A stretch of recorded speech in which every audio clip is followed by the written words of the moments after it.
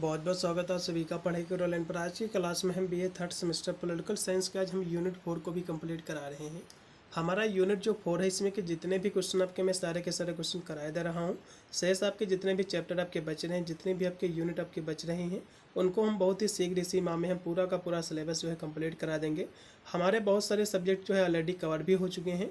आप जाकर हमारे चैनल के प्लेलिस्ट में आप जाकर जो भी अपना सब्जेक्ट ले रखे हो उसके अकॉर्डिंग जाकर आप चैप्टर्स क्लासें ले लीजिए। और बहुत सारे विश्वविद्यालय के मैं मॉडल पेपर को भी सोल्व करवाता हूँ। एग्जाम से पहले पहले हमारा एक महासंग्राम का भी वीडियो आएगा संपूर्ण पाठ्यक्रम से। तो आप बिना कोई बुक खरीदे, बिना कोई आप सीरीज खरीदे, मेरे चैनल के माध्यम से आप बीए की तैयारी बिल्कुल फ्री में कर सकते हैं और अपने एग्जाम में अच्छे नंबर भी प्राप्त कर सकते हैं। तो चलिएगा आज की क्लास के माध्यम से इसका हम यूनिट 4 भी कंप्लीट करा रहे हैं। पेपर आपका है पॉलिटिकल साइंस का, राजनीति विज्ञान का। इसमें आपको पढ़ना है पॉलिटिकल प्रोसेस इन इंडिया, यानी यूपी की जितने भी विश्वविद्यालय है सभी का सिलेबस सेम है। यही आपको पढ़ना है, भारत में राजनीतिक जो प्रक्रिया है, यही आपका पेपर का जो है टाइटल रहेगा, यही आपका पेपर का नाम रहेगा। चलेगा, इसका मैंने जो है तीसरा यूनिट मैंने कंप्लीट करा दिया था। आज की क्लास में हम इसका जो चौथा यूनिट है इसको भी हम कंप्लीट करा रहे हैं।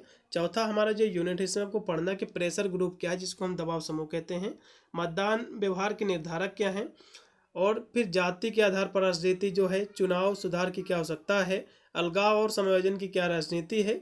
तो इससे जितने भी क्वेश्चन आपके बन रहे हैं मैं सारे के सारे क्वेश्चन जो है कराए दे रहा हूँ। तो सबसे पहले दबाव समूह क्या है, जिसको हम प्रेशर ग्रुप कहते हैं। तो प्रेशर ग्रुप को यहाँ से हम इसकी अर्थ समझेंगे, इसका हम परिभाषा समझेंगे, तो आपको विधिवत आपको समझ में आएगा। दबाव समूह क्या है। दबाव समूह की जब बात आती है तो दबाव समूह जो है व्यक्तियों का एक ऐसा समूह है। ये क्या है? ये एक व्यक्तियों का एक ऐसा समूह है जो अपने विशेष हितों या मुद्दों को आगे बढ़ाने के लिए एकजुट होते हैं। मतलब जो है ये लोगों का एक समूह है जो अपने मुद्दे होते हैं उनको आगे बढ़ाने के लिए, उन मुद्दों को जो है कार्य कराने के लिए सरकार से तो एकजुट होते हैं और सरकार पर दबाव बनाते हैं ताकि उन मुद्दों पर सरकार जो है कार्य करे, उनके विशेष हितों के लिए कार्य करे। इसी को हम दबाव समूह कहते हैं, सिंपल सी परिभाषा।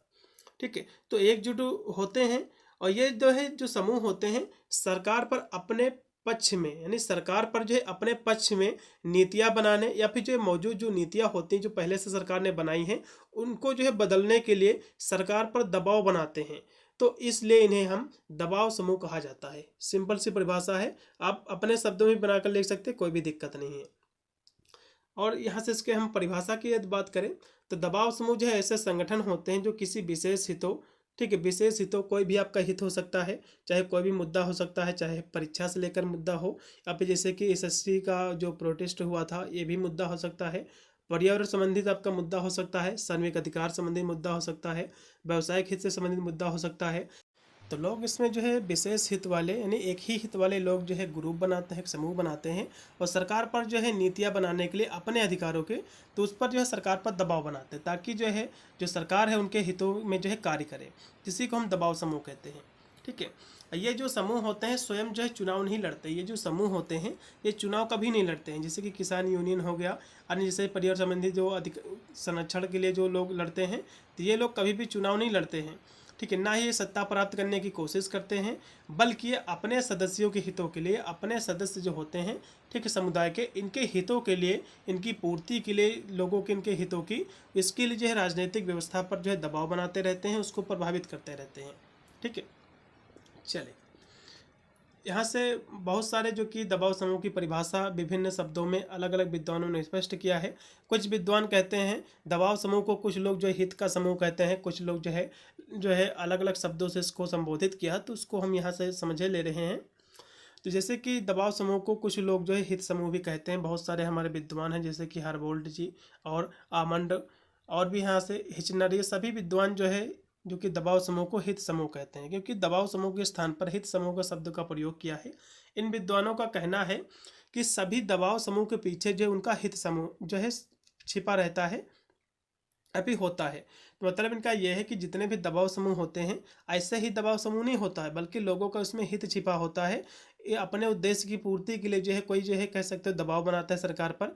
ठीक है, इसी को हम जो है दबाव समूह कहते हैं। तो दबाव समूह के लिए कुछ जो विद्वानों ने हित शब्द का प्रयोग किया है, बिल्कुल सही किया है, क्योंकि लोगों का हित ही रहता है। कोई जो है कार्य करवाने के लिए, सरकार के ऊपर जो है दबाव बनाने के लिए, अपने हितों के कार्यों के लिए तो सरकार पर दबाव बनाते हैं।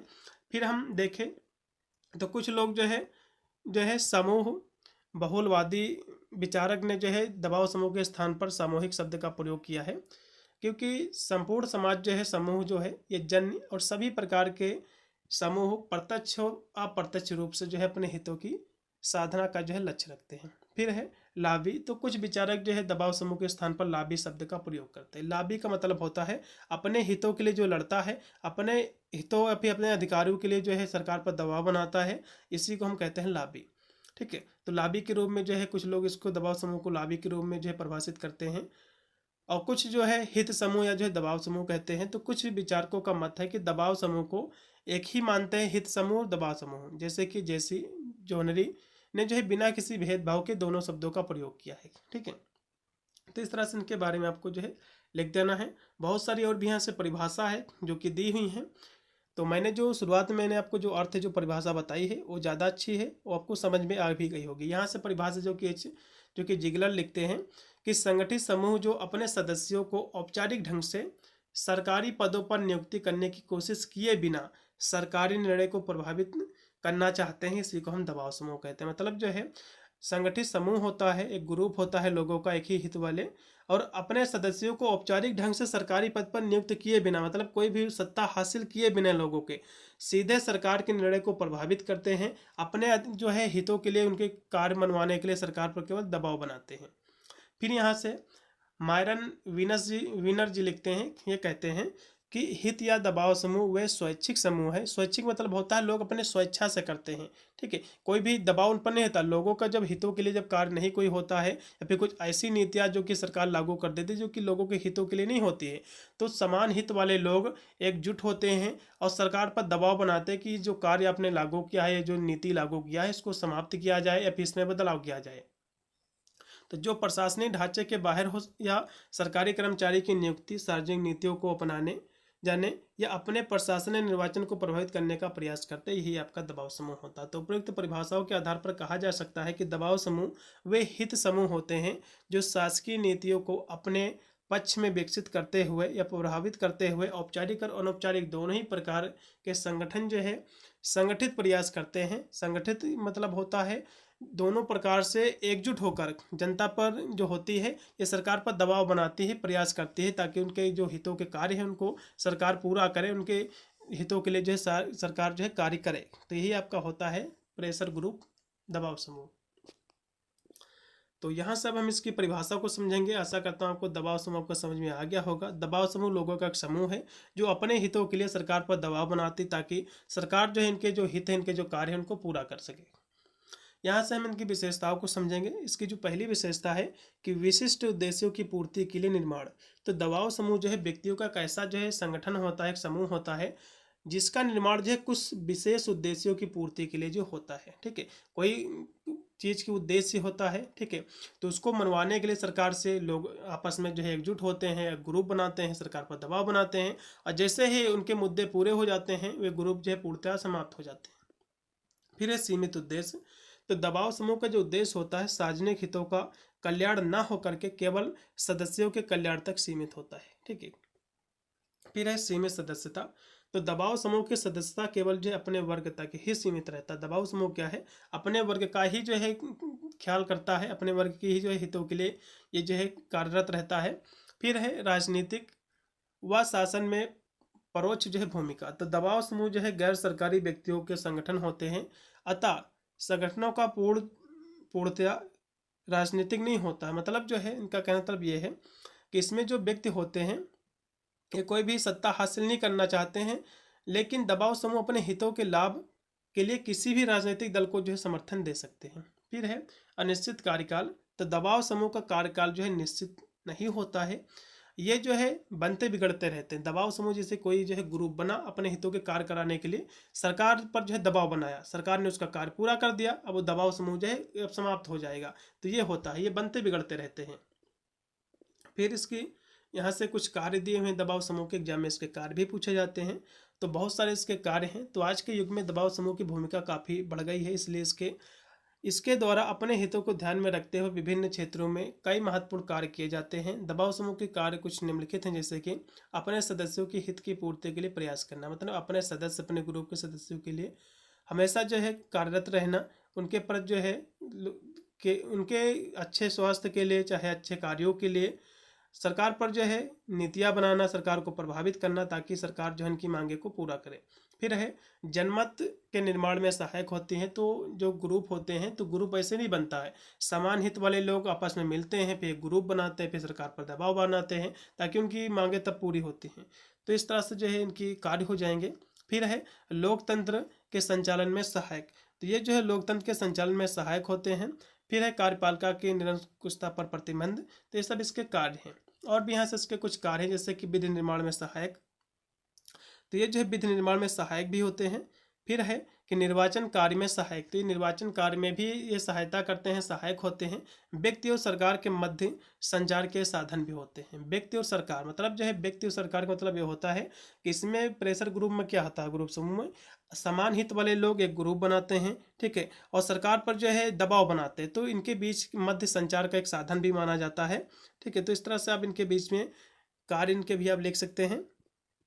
फिर यहाँ से हम राजनीतिक दल क्या होता है, दबाव समूह जो होता है, जो प्रेशर ग्रुप होता है, इसके मध्य में क्या अंतर है, ठीक है, ये इसके बीच में अंतर भी पूछा जाता है। तो राजनीतिक दल मैंने आपको अगली क्लास में मैंने आपको बताया था कि राजनीतिक दल क्या होते हैं। अब यहाँ से इसके बीच में हम अंतर भी यहाँ से देखेंगे। तो यहाँ से इसके बीच में बहुत सारे अंतर दिए हुए, जैसे कि लक्ष्य के आधार पर अंतर। तो यहाँ से इसका जो पहला अंतर दिया हुआ कि लक्ष्य के आधार पर अंतर, तो दबाव समूह केवल जो है अपने सदस्यों का हित देखते हैं। दबाव समूह जो होते हैं, प्रेशर ग्रुप जो होते हैं, ये केवल अपने सदस्यों का हित देखते हैं, उसका भला देखते हैं। जबकि राजनीतिक दल का लक्ष्य जो होता है ये राष्ट्र हित होता है, पूरे राष्ट्र को देखकर जो है इनका हित रहता है, उस पर कार्य करते हैं। फिर इसका अगला इसके बीच में जो अंतर है संगठन के आधार पर, तो राजनीतिक दलों के संगठन का आधार जो है व्यापक होता है, जो भारत, अमेरिका, ब्रिटेन, स्विट्जरलैंड आदि देशों में करोड़ों मतदाताओं का समर्थन प्राप्त करने की चेष्टा करते हैं। जबकि दबाव समूह का जो संगठन होता है काफ़ी सीमित होता है। फिर है निर्वाचन के आधार पर, तो राजनीतिक दल का जो प्रमुख उद्देश्य है सत्ता प्राप्त करना होता है। राजनीतिक दल का उद्देश्य क्या रहता है, सत्ता प्राप्त करना, शासन करना, ठीक है, ये निर्वाचन में भाग लेते हैं राजनीतिक दल। जबकि दबाव समूह क्या होते हैं, ये निर्वाचन में भाग नहीं लेते हैं, ना ही ये सत्ता प्राप्त करने की कोई इच्छा रखते हैं, केवल सरकार पे दबाव बनाते हैं अपने हितों के कार्य को कराने के लिए। फिर है कि विधायिका के आधार पर, तो राजनीतिक जो दल होते हैं विधानमंडल के अंदर या बाहर जो है दोनों जगह होते हैं। जबकि दबाव समूह जो होते हैं विधानमंडल के बाहर ही ये होते हैं, अंदर नहीं होते हैं। फिर है सदस्य संख्या में अंतर, तो राजनीतिक जो दल होती है, ठीक है, राजनीतिक दल की सदस्य संख्या जो अधिक होती है, जबकि दबाव समूह के सदस्य संख्या जो है सीमित होती है। लेकिन एक व्यक्ति एक विशेष समय में एक ही दल का सदस्य हो सकता है यदि, जबकि कोई भी व्यक्ति एक साथ जो है कई दबाव समूह का सदस्य हो सकता है। इनका कहने मतलब ये है कि एक जो राजनीतिक जो दल होता है, तो एक राजनीतिक दल में एक व्यक्ति एक ही जो है दल का सदस्य हो सकता है। जबकि ग्रुप में क्या होता है, आप जो है एक ग्रुप में सदस्यता ले लो, एक ग्रुप में से जुड़ जाओ, आप दूसरे जो है प्रेशर ग्रुप से जुड़ जाओ, दबाव समूह से जुड़ जाओ, तो अब जो है विभिन्न प्रकार से काफ़ी जो है दबाव समूह में आप सदस्यता ले सकते हो, उसके सदस्य जो हो सकते हो एक साथ कई ग्रुप में, ठीक है। फिर यहाँ से दिया हुआ कि इस प्रकार दबाव समूह राजनीतिक दलों में अंतर स्पष्ट दिखाई देता है, लेकिन कई बार दोनों में मधुर संबंध भी देखे गए हैं। राजनीतिक दल सत्ता प्राप्त करने के लिए दबाव समूह का ही सहारा लेते हैं। तो इस तरह से इनके बारे में आपको लिखना है। फिर यहाँ से हम राजनीतिक दल के कुछ दबाव समूहों के कुछ नाम हैं, जैसे कि संस्थागत दबाव समूह। तो ये जो दबाव समूह होते हैं जो किसी न किसी संस्था से जुड़े होते हैं, जैसे कि पुलिस सेना हो गई और नौकरशाही, पुलिस सेना, तो ये सब जो है संस्था से जुड़े हुए हैं। तो ये अपने हितों के लिए ये भी जो है कभी कभी जो है कह सकते हैं दबाव बनाते हैं। फिर है सामुदायिक दबाव होता है, तो ये अपने समुदाय के हितों के लिए कार्य करते हैं, जैसे कि व्यापारी संघ, किसान यूनियन, मजदूर संघ। फिर इसमें है असामुदायिक दबाव समूह, जो कि ये समूह जो है जाति धर्म के आधार पर ये कार्य करते हैं, ठीक है, जैसे कि क्षत्रिय महासभा, कारस्थ महासभा, सुन्नी वक्फ बोर्ड इत्यादि। फिर यहाँ से हम देखेंगे कि मतदान व्यवहार क्या है। मतदान व्यवहार का मतलब होता है जो आप वोटिंग देते हो, वोटिंग आप किस लिए देते हो, कोई अच्छा ही सोच कर आप वोटिंग देते होगे कि ये नेता हमारा जो है जो जीत जाएगा, जो मतदाता हमारा जीत जाएगा और हमारे हितों के लिए कार्य करेगा। तो मतदान व्यवहार क्या है इसको हम समझेंगे। सबसे पहले इसका हम थोड़ा सा सामान्य परिचय को हम समझ लेते हैं। मतदान व्यवहार प्रत्येक देश की राजनीति में एक महत्वपूर्ण भूमिका निभाता है। मतदाताओं का मतदान व्यवहार किसी भी देश की राजनीतिक दशा व दिशा जो है तय करता है। मतदान व्यवहार विभिन्न कारकों पर निर्भर करता है, जो समय, स्थान, परिस्थितियों के अनुसार बदलता रहता है। मतदान व्यवहार को लेकर विभिन्न विद्वानों ने अलग अलग जो है मत प्रस्तुत किए हैं। भारत में सार्वभौमिक वयस्क मताधिकार की अवधारणा को अपनाया गया है। इसका अर्थ यह है कि भारत में नागरिक को मतदान करने के लिए किसी विशेष योग्यता की जरूरत नहीं है, बल्कि एक निश्चित आयु पूरा कर लेने के बाद मतदान करने के लिए व्यक्ति जो है पात्र माना जाएगा। तो पहले भारत में मतदान करने की जो आयु थी 21 वर्ष थी, निर्धारित की गई थी, लेकिन 61वें संविधान संशोधन के माध्यम से अब इसकी जो आयु है यह 21 से घटाकर जो है 18 वर्ष जो है कर दी गई है। यानी जो है अब 18 वर्ष की आयु पूरी कर लेने पर भारत का प्रत्येक नागरिक जो है मत दे सकता है, अपना वोट जो है दे सकता है। तो ये था इसका सामान्य परिचय। अब मतदान व्यवहार क्या है इसको समझ लो। मतदान व्यवहार का सामान्य अर्थ होता है कि मतदाताओं की उस मन स्थिति से होता है जिससे प्रभावित होकर कोई मतदाता मतदान करता है। यानी जो है मतदान व्यवहार इस बात को इंगित करता है कि लोग ने जो है क्या सोचकर मतदान किया है। जैसे कि कई मुद्दे होते हैं, सरकार जो कि पार्टियां जब इलेक्शन करीब होते तो बहुत सारे हवाई सपने दिखाते हैं, बहुत सारे मुद्दों को रखती हैं, गरीबी दूर कर देंगे, हम ये कर देंगे, इतनी नौकरियां निकला देंगे। तो यही सब सोच कर तो ही जो है कह सकते हो लोग जो है मतदान करते हैं। ठीक है। और मतदाताओं का मतदान जो है व्यवहार सार्वजनिक चुनाव के परिणाम में महत्वपूर्ण भूमिका निभाता है। मतदान व्यवहार का एक राजनीतिक के साथ साथ जो है मनोवैज्ञानिक अवधारणा भी है। यहाँ से ओइनम कुलबुद्धि के अनुसार मतदान व्यवहार मतदाताओं का एक ऐसा व्यवहार होता है जो उनकी पसंद है। मतलब जो है मतदान व्यवहार मतदाताओं का ही पसंद होती है, तो वे पसंद करते हैं कि ये नेता हमारे लिए कार्य करेगा, इतने जो है मुद्दे हमारे सामने रखे हैं, गरीबी का मुद्दा है, नौकरी का मुद्दा रखा है, बेरोजगारी का मुद्दा रखा है, तो ये अच्छा कार्य करेगा। यदि जीत जाएगा राजनेता तो हमारे हितों के लिए कार्य करेगा, हमारे लिए अच्छा ही होगा। और जो है उनकी पसंद, उसकी वरीयता, विकल्पों, विचारधाराओं, चिंताओं, समझौते आदि को स्पष्ट रूप से प्रतिबंधित करता है।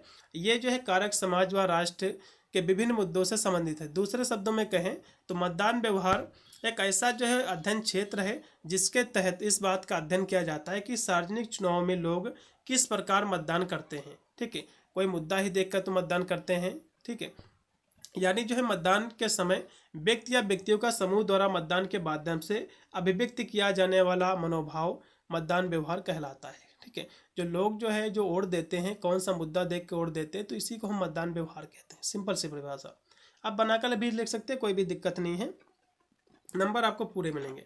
अब यहाँ से हम मतदान व्यवहार की विशेषताओं को समझेंगे। तो इसकी बहुत सारी विशेषता, जैसे कि पहली विशेषता दी है, मतदान व्यवहार के माध्यम से राजनीतिक समाजीकरण की प्रक्रिया को समझने में सहायता मिलती है।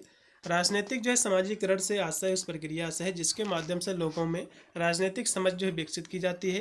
राजनीतिक समाजीकरण की प्रक्रिया का मूल उद्देश्य जो है राजनीतिक सिद्धांतों को एक पीढ़ी से दूसरी पीढ़ी में स्थानांतरित करना होता है। फिर है दूसरी इसकी विशेषता है कि मतदान व्यवहार के माध्यम से इस बात की जो है जांच की जा सकती है कि लोगों के मन में लोकतंत्र के प्रति जो है क्या धारणा है। ठीक है, लोग किस लिए वोट दे रहे हैं, कैसे अपना मत दे रहे हैं, तो इससे पता लगाया जाता है कि लोगों का जो है अपने लोकतंत्र के प्रति जो है क्या धारणा है।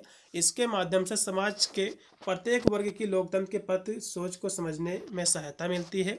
यदि कोई व्यक्ति अधिकार या दायित्व बोध महसूस करते हुए मतदान करता है तो उसे जो है लोकतंत्र के प्रति जो है आस्थावान व्यक्ति समझा जाता है। उदाहरण के लिए जैसे कि कोई व्यक्ति जो है नोटा के रूप में मतदान करता है तो इसका अर्थ यह हुआ कि वह जो है व्यक्ति अपने मतदान का उपयोग तो करना चाहता है, लेकिन वर्तमान में वह जो है किसी भी राजनीतिक दल या उम्मीदवार उसके द्वारा उठाए जाने वाले चुनावी मुद्दे को पसंद जो है नहीं करता है।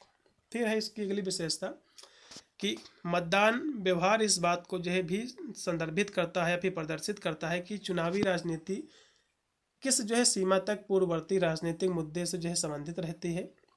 ठीक है, मतलब जो मतदान व्यवहार होता है इसमें जो राजनीतिक जो पार्टियां होती हैं एक किस मुद्दे तक जो है संबंधित रहती हैं। उनके बहुत सारे मुद्दे होते हैं जो कि पहले ही कहते हैं कि बेरोजगारी ख़त्म कर देंगे, ये व्यवस्था करा देंगे, इतनी जो नौकरियां भर्ती करा देंगे, तो इन्हीं पर जो है लोग वोट मांगते हैं, धर्म के आधार पर वोट मांगते हैं कि इस पर वोट मांगते हैं। तो ये सब वोट मांगने का तरीका होता है।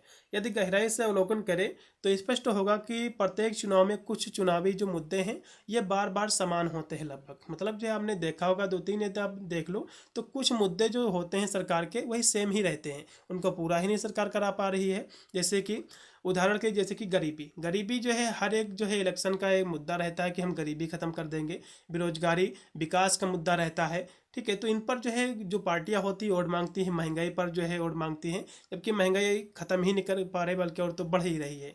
तो इत्यादि कुछ ऐसे मुद्दे होते हैं जो कि जो राजनीतिक दल होते, जो पार्टियां होती, इन्हीं के इर्द गिर्द घूमती रहती हैं, अपना वोट लेती रहती हैं। तो इसका अर्थ हुआ है कि मतदाता इन मुद्दों से काफ़ी हद से जो है प्रभावित होकर मतदान करता है। इसलिए प्रत्येक चुनाव में मुद्दे जो चुनावी राजनीति का हिस्सा जो है होते हैं। तो इस तरह से आपको लिखना है। अब यहाँ से हम मतदान व्यवहार को प्रभावित करने वाले कारकों को समझेंगे। तो इसके बहुत सारे कारक है, जैसे कि जाति। तो जाति भी इसको प्रभावित करता है कि भारत में सामाजिक संरचना जाति व्यवस्था से अत्यधिक प्रभावित है। इसलिए भारतीय निर्वाचन प्रणाली में इसका अच्छा खासा जो प्रभाव होता है। राजनेता के राजनीतिक दल जाति के आधार पर वोट हासिल करने का प्रयास करते हैं। इसी संदर्भ में रजनी कोठारी ने यह कहा है कि भारत की राजनीति जातिवादी है और भारत में जातियां जो है राजनीतिकृत है। मतलब जो है इसमें जाति का सहारा लेते हैं लोग। ठीक, इलेक्शन जीतने के लिए आपने देखा होगा जिस एरिया में जिस समुदाय के लोग ज़्यादा रहते हैं तो वहाँ पर उसी को जो है खड़ा किया जाता है, ताकि वो जो है व्यक्ति की जीतने की सबसे ज़्यादा संभावना रहती है। ठीक है, फिर है धर्म। तो विभिन्न जो है राजनीतिक दल और जो है राजनेता चुनावी लाभ अर्जित करने के लिए, चुनाव जीतने के लिए धर्म भावनाओं को भड़काते हैं। ठीक है, धर्म के आधार पर राजनीति करते हैं और इसके जो है वशीभूत होकर लोग का मतदान व्यवहार प्रभावित हो जाता है। इसके परिणाम स्वरूप जो है चुनावी नतीजे भी जो है प्रभावित होते हैं। लोगों का ध्यान भटकाते हैं नेता लोग, धर्म के आधार पर जो है वोट ले लेते हैं, बाद में कोई भी कार्य भी नहीं कराते हैं। जैसे गरीबी विकास का मुद्दा हो गया, तो इन पर कोई भी वे बाद में जो है कह सकते हो कोई भी कार्य इनका जो है नहीं करते हैं। अब हम देखेंगे भाषा। तो उत्तर भारत में भाषा के आधार पर भी राजनीति होती है, क्योंकि भारत में बहुत सारी भाषाएं बोली जाती है, क्योंकि भारत को विविधता में एकता का देश कहा गया है। तो उत्तर भारत और दक्षिण भारत की राजनीति में भाषा चुनावी मुद्दा रहा है। विशेष रूप से तमिलनाडु की जो राजनीति में हिंदी भाषा और गैर हिंदी का मुद्दा अत्यधिक जो है प्रभावी रहता है।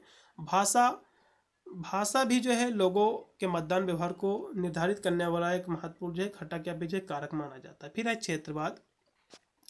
तो उत्तर भारत जो है, दक्षिण भारत और जो है पूर्वोत्तर की राजनीति क्षेत्रवाद का जो है मुद्दा अधिक प्रभावी होता है। विभिन्न चुनावों के दौरान अनेक जो नेताएं होते हैं, जो राजनेता होते हैं, एक राज्य से दूसरे राज्य के बाहरी कोने तक आरोप लगाते हैं। इस बात का प्रयास करते हैं कि उस राज्य के लोग किसी अन्य राज्य के व्यक्ति को वोट न दें, और यही कारण है कि लोगों के मतदान को प्रभावित करते हैं। ठीक है, फिर है मतदाता की आर्थिक स्थिति। तो ऐसे जो है मतदाता चुनाव में अधिक रुचि लेते हैं जिनकी आर्थिक स्थिति बेहतर होती है। इसके विपरीत, ठीक है, निर्धन मतदाता, दिहाड़ी मजदूर, रेहड़ी पटरी वाले लोग अपनी जो है दैनिक मजदूरी की कीमत पर मतदान को प्राथमिकता नहीं दे पाते हैं। यदि निर्धन लोग मतदान को प्राथमिकता देंगे तो उनकी दैनिक मजदूरी नकारात्मक असर पड़ता है। अतः मतदाता की आर्थिक स्थिति भी मतदान व्यवहार को प्रभावित करती है। फिर है राजनीतिक स्थिरता की इच्छा। तो यदि जो है मतदाताओं को इस बात का अभ्यास हो जाए कि राजनीतिक जो दल हैं ये देश में आर्थिक स्थिरता कायम कर सकता है और इसके अलावा अन्य राजनीतिक दल देश में राजनीतिक स्थिरता कायम नहीं कर सकते हैं, तो ऐसी स्थिति में मतदाता जो होते हैं ये समानता राजनीतिक स्थिरता कायम करने में सक्षम राजनीतिक दल को ही अपना वोट देंगे। मतलब जो है यदि जो लोग हैं वे समझ जाएं कि ऐसे दल जो कि हमारे हितों के लिए कार्य नहीं करेंगे, तो जाहिर सी बात है वे लोग जो उनको वोट नहीं देंगे अपना। ठीक है, अपना मत जो है नहीं देंगे। यानी एक जो है कारक भी मतदाताओं के मतदान व्यवहार को जो है प्रभावित करता है। ठीक है, फिर है धन की भूमिका। तो चुनाव में लोग जो है चुनाव में किया जाने वाला धन का प्रयोग भी लोगों के मतदान व्यवहार को प्रभावित करता है। लोग जो है धन के माध्यम से वोट ले लेते हैं। ठीक है, लोगों को लालच दे के। तो विशेष रूप से गरीब देशों में जो है राजनीतिक दलों द्वारा मतदाताओं को धन का लालच दिया जाता है, जिससे जो है प्रभावित होकर मतदाता जो है अपना जो मतदान होता है वो जो है दे देते हैं। फिर है शिक्षा। तो शिक्षा का स्तर भी मतदाता के व्यवहार को प्रभावित करता है। तो समानता अशिक्षित लोग अपने हितों की परवाह किए बिना राजनेता या राजनेता दलों के भड़काऊ बयानों को सुनकर उनका शिकार होते हैं और उन्हीं को वोट जो है दे देते हैं। तो इस तरह से इसको प्रभावित करने वाले कारक थे जो कि मैंने आपको बताया है। अब यहाँ से हम मतदान व्यवहार के अध्ययन की बहुत सारी कठिनाइयाँ हैं, इसको हम समझेंगे। जैसे कि मतदाताओं की उदासीनता, राष्ट्रवाद की भावना में कमी, फिर है क्षेत्रीयता की भावना, जातिवाद और धार्मिक भावनाएं, भ्रष्टाचार, भाई भतीजावाद का बढ़ता हुआ प्रभाव, बेरोजगारी, महंगाई, शासक वर्ग की जो है कथनी और जो है करनी में अंतर। तो ये सब इसकी जो है कठिनाइयाँ हैं अध्ययन की। अब यहाँ से हम भारत में के राजनीति में के स्वरूप में जातिवाद किस प्रकार जो है प्रभावित कर रही, इसको हम समझेंगे। भारत की राजनीति में जातिवाद किस तरह बाधक बन रही है, इसको भी यहाँ सब समझेंगे। क्योंकि जात के आधार पर राजनीति होती है भारत में, धर्म के आधार पर राजनीति होती है। ये क्वेश्चन एग्जाम में आपका बनता है कि भारत के राजनीति में धर्म किस प्रकार का सहायक है राजनीति में, या फिर जाति के बारे में पूछ सकता है। तो भारत में विभिन्न जो है राज्यों में जात के जो है 4 स्वरूप जो है दिखाई दे रहे हैं। एक है जातिवाद का पहला स्वरूप दक्षिण भारत विशेषकर तमिलनाडु में देखने को मिल रहा है, जहां ब्राह्मण और अनेक निम्न जातियों में कड़ा संघर्ष जो है चला है। और यहाँ जो है सभी गैर जो है ब्राह्मण जातियों के विरुद्ध एकजुट होकर जो है शासन की शक्ति अपने हाथों में ले ली। फिर है जातिवाद का दूसरा स्वरूप जो कि महाराष्ट्र में देखने को मिलता है। यहाँ की राजनीति में तमिलनाडु से थोड़ी सी भिन्न रही है। महाराष्ट्र में मराठा और ब्राह्मण के मध्य ये जो संघर्ष जो है कह सकते हो चला है, और इस संघर्ष में मराठा जाति ने जो है ब्राह्मण के शताब्दियों से चले आ रहे प्रभुत्व का अंत किया है। फिर है जातिवाद का तीसरा स्वरूप गुजरात, आंध्र प्रदेश, कर्नाटक में जो है देखने को मिलता है। इन 3 राज्यों में ठीक है मध्यम वर्गीय जातियों के माध्यम राजनीतिक संघर्ष चला रहा है। आंध्र प्रदेश में ठीक है कम्मा और जो है रेड्डी जातियों के बीच संघर्ष चल रहा है। कर्नाटक में यह जो है विरोध लिंगायत और जो है ओकोलिंगा जातियों के बीच जो है ये पाया जाता है। तो गुजरात में पाटीदार छत्तीस जातियों के बीच जो है राजनीतिक प्रतिस्पर्धा जो है चल रही। तो कहीं देखा जाए तो हर एक जो है स्टेट में जाति के आधार पर भी जो है राजनीति होती है, संघर्ष चल रहा है होता है।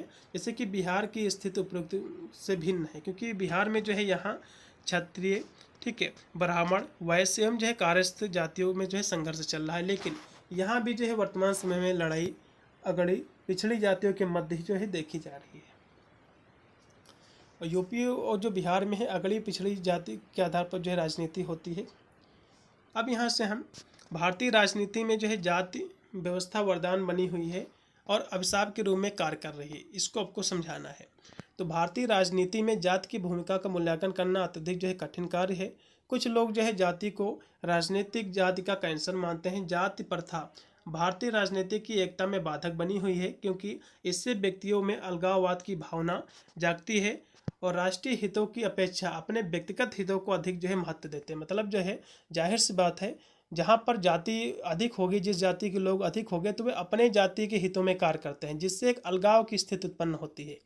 ठीक है, अपने जाति को महत्व देंगे। और जातिवाद कहीं जो है ज़्यादा खतरनाक बात यह है कि वर्तमान काल में जाति व्यक्तियों की एकता के सूत्र में बांधने में अवरोधक बनी हुई है। प्रसिद्ध समाजवादी एम एन श्रीनिवास का जो है स्पष्ट मत है कि परंपरागतवादी जाति व्यवस्था ने प्रगतिशील और आधुनिक राजनीतिक व्यवस्था को इस तरह प्रभावित किया है कि ये राजनीतिक संस्थाएं अपने मूल रूप से कार्य करने में समर्थ नहीं रही हैं।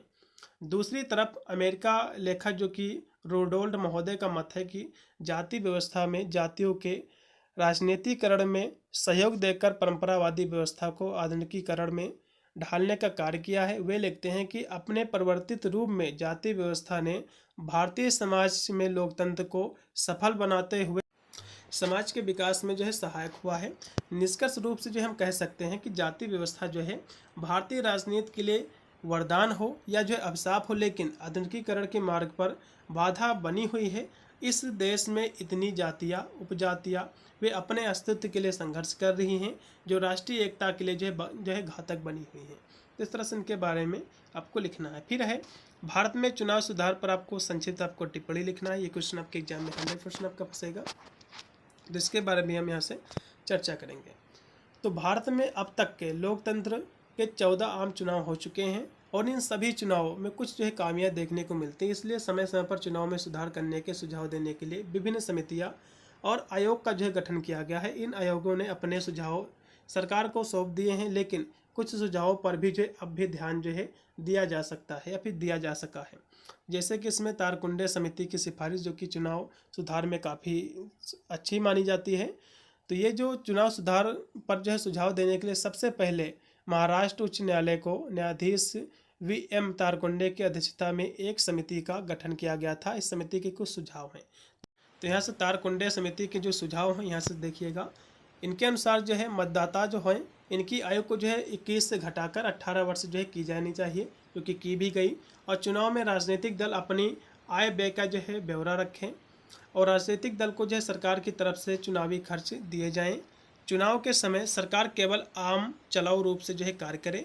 निर्वाचन आयोग की सहायता के लिए राज्य निर्वाचन आयोग का जो है गठन किया जाए। तो इनका जो है सिफारिश थी। ठीक है। और भी इसमें दिया हुआ कि जो है मुख्य चुनाव आयुक्त श्यामलाल जो कि सकहर के सुझाव थे, जो कि इनका सुझाव था कि तत्कालीन चुनाव आयुक्त ने 9 जुलाई 1981 को चुनाव सुधार के लिए निम्न जो है सुझाव दिए थे। मतदाताओं को जो है परिचय पत्र दिया जाए। चुनाव खर्च जो है सरकार, राज्य सरकार जो है इनका वाहन करे। ये खर्चे जो है पूरा मुद्दा जो है ले अपने हाथ। फिर है दिनेश गोस्वामी समिति ने अपने सुझाव दिए हैं, प्रस्तुत किए हैं।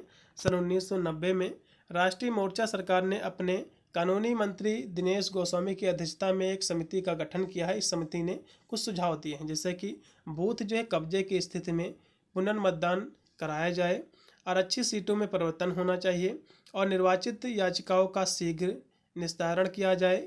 इलेक्ट्रॉनिक जो है मतदान मशीन जो है इसका प्रयोग किया जाए। रिक्त स्थानों के लिए 6 माह के अंदर उपचुनाव कराया जाए। मतदाताओं को जो है फोटो परिचय पत्र जो है दिया जाए। सरकार ने दिनेश गोस्वामी के अधिकांश सुझावों को जो है स्वीकार किया है। तो इस तरह से बहुत सारी समितियों ने जो है अपने अपने सुझाव दिया है, जिसको सरकार ने माना भी है। ठीक है। जैसे कि इसमें जो इलेक्ट्रॉनिक जो मतदान मशीन का प्रयोग है, तो इसको सरकार ने माना है। इलेक्ट्रॉनिक माध्यम से ही जो है वोटिंग होती है। फिर है निर्वाचन आयोग के कुछ सुझाव है, जो कि 1992 में निर्वाचन आयोग के कुछ सुझाव दिए गए हैं। जैसे कि निर्वाचन आयोग को एक सदस्य किया जाए और जाली मतदान रोकने के लिए मतदाताओं को परिचय पत्र दिया जाए। उम्मीदवारों की जो जमानत राशि बढ़ाई जाए। फिर है कोई भी उम्मीदवार एक स्थान पर एक ही चुनाव जो है लड़े। राजनीतिक दलों को आय और व्यय का एडिट होना चाहिए। ठीक है। अब हम अगला क्वेश्चन देखेंगे कि अलगाववाद की राजनीति, ठीक है, क्या है, इसको हम समझेंगे। और समायोजन की राजनीति, भारत में अलगाववाद और समायोजन की राजनीति क्या है, इसको अब समझ लीजिएगा। अलगाववाद का मतलब होता है कि अलग करना। ठीक है। जैसा है जाति के आधार पर देश को बांटना, धर्म के आधार पर देश को बांटना। जैसे कि भारत का जो बंटवारा हुआ तो धर्म के आधार पर हुआ, तो ये अलगाव है एक प्रकार का। तो अलगाव की राजनीति समाज में किसी समूह को बाकी लोगों से अलग करने के विचार पर आधारित है। अक्सर जो है धर्म, जाति या भाषा जैसे आधार पर यह होता है अलगाव की राजनीति। फिर है जबकि समायोजन की राजनीति क्या है, इस जो है अलगाव को पाटने और इसके विभिन्न समूहों के बीच संतुलन स्थापित करने के लिए कोशिश करती है। अलगाववाद समूह जो है अलग पहचान और जो है आत्मनिर्णय की मांग करते हैं और जिससे अक्सर जो है अलगाववाद आंदोलन होते हैं। वही समायोजन जो है विभिन्न समुदायों को एकीकृत, यानी समायोजन क्या है, यह विभिन्न समुदायों को एक साथ करने का प्रयास करती है, एकीकृत करने का प्रयास करती है, संसाधनों को उचित वितरण करने, सामाजिक स्थिरता कायम करने और जिससे उग्रवाद की जड़ें जो है कमजोर होती है। तो अलगाववाद क्या है, लोगों को अलग करती है। ठीक है। जाति के आधार पर बंटवारा करती है, धर्म के आधार पर, भाषा के आधार पर। जबकि समायोजन क्या है, इन सभी को एकत्र करती है, एक सामंजस्यपूर्ण जीवन जीने के लिए प्रेरित करती है। तो यहाँ से इसके बारे में हम विस्तृत में चर्चा करेंगे, अलगाववाद और जो है समायोजन की राजनीति। सबसे पहले अलगाववाद की राजनीति क्या है। अलगाववाद जो है किसी बड़े सामाजिक राजनीतिक समूह से जातीय, सांस्कृतिक, धार्मिक और क्षेत्रीय आधार पर अलग होने या स्वतंत्रता की मांग है। इसका उद्देश्य क्या है, इसमें जो है एक विशेष समूह को दूसरे से अलग करना, मतलब एक कोई समूह है दूसरे समूह से अलग करना, उसको अपने समूह को अच्छा मानना, दूसरे को समूह को अच्छा ना मानना, जिससे एक अलगाव की स्थिति उत्पन्न होती है। ठीक है। अलग करना और अपनी जो है अलग पहचान स्थापित करना शामिल है, अक्सर राजनीति लाभ या संसाधन प्राप्त करने के लिए। इसका कारण क्या है, यह जो है पहचान की राजनीति से उत्पन्न होता है, जहाँ साझा अनुभव और पहचान के आधार पर राजनीतिक गतिविधि की जाती है। प्रभावशाली समूह के साथ एकीकरण के प्रयास समूह की पहचान को कमजोर कर सकते हैं और यह सोच जो है अलगाववाद को बढ़ावा देती है। इसके उदाहरण क्या है, जैसे कि भारत में धर्म के आधार पर विभाजन हुआ और कई अन्य अलगाववाद आंदोलन हैं जो अलग देश या स्वच्छता की मांग करते हैं, अलगाववाद के उदाहरण हैं। जैसे कि देश का बंटवारा हुआ तो धर्म के आधार पर बंटवारा हुआ, तो ये क्या है, एक प्रकार का अलगाववाद है। फिर है समायोजन की राजनीति। समायोजन एक जो है बहुलवादी दृष्टिकोण है जिसका लक्ष्य है कि विभिन्न समूह के बीच संतुलन हो, विभिन्न समूह एक ही देश में रहे, संतुलन के साथ रहें और एकीकरण और सामंजस्य स्थापित करना समायोजन की स्थिति का जो है उद्देश्य है मेन। ठीक है, ये इसकी परिभाषा है। इसके हम उद्देश्य की बात करें तो इसमें जो है समावेशी विकास को बढ़ावा देना, विभिन्न समुदाय को विचारधारा में शामिल करना, शिक्षा जागरूकता फैलाना तथा जो है सुरक्षा तंत्र को मजबूत करके सामाजिक एकता बनाए रखना इनका जो उद्देश्य रहता है। फिर है इसके तरीके, जैसे कि समावेशी विकास, तो आर्थिक विषमताओं को कम करने के लिए सभी समुदाय के लिए समान अवसर पैदा करना जिससे अलगाव को जो है दूर किया जा सके। फिर है सामाजिक एकता को बढ़ावा देना, तो विभिन्न समुदाय के बीच समझ सहगुणता जो है बढ़ाना। शासन में सुधार, तो शासन व्यवस्था को मजबूत करना और विभिन्न समुदाय की आवाज़ को सुनना जिससे उन्हें जो है दरकिनार जो है महसूस ना हो। फिर इसके महत्व क्या है, तो यह जो है सामाजिक स्थिरता बनाए रखने, उग्रवाद की जड़ों को समाप्त करने और मजबूत राष्ट्र निर्माण करने के लिए महत्वपूर्ण है। निष्कर्ष की हम बात करें तो अलगाव और समायोजन एक ही सिक्के के दो पहलू हैं। अलगाव एक जो है समस्या पैदा करता है जबकि समायोजन जो है समस्या को हल करने के लिए प्रयास करता है। उग्रवाद और अलगाववाद आंदोलन को नियंत्रित करने के लिए देश की अखंडता को बनाए रखने के लिए प्रभावी समायोजन नीतियाँ आवश्यक होती हैं। तो इस तरह से इसके बारे में आपको लिख देना है। इतनी ही आज की हमारी क्लास थी, जो कि इसमें कि जितने भी क्वेश्चन थे मैंने सारे के सारे क्वेश्चन जो है करा दिए हैं। आशा करता हूँ आपको क्लास अच्छी लगी होगी। इसकी बहुत ही शीघ्र हम कल तक इसकी जो यूनिट 5 है इसको भी कंप्लीट करा देंगे और टोटल आपकी इसमें 4 यूनिट आपकी बच रही हैं। आज हमारा 4 यूनिट कंप्लीट ही हो चुका है, उनको भी बहुत ही शीघ्र हम इसी माह में पूरा का पूरा सिलेबस कंप्लीट कराने का प्रयास कर रहे हैं। मिलता है वीडियो के लिए, तब तक सभी को thank you for watching this video.